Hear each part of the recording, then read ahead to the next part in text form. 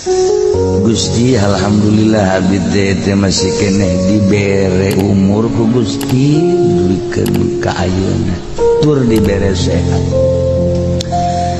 Tapi Gusti nu karasa ku abdi ieu ti ngora datang ka ayeuna abdi teh can sesuai jeung aturan Gusti.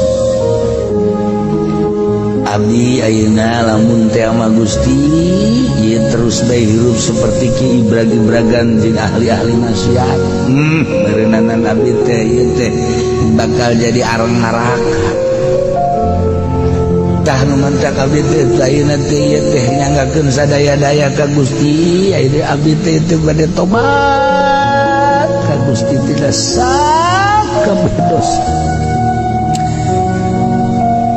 Bumi ka langit teh luhur Gusti teh we nu pernah ngitung-ngitung dina ayana kita teh urusan ahli palak tapi meureun dosa abdi teh lamun teh mah dibuktikeun nyundul ka langit inu sabdi tapi Gusti bahkan Maha Hampura tataan urang dosa-dosa urang.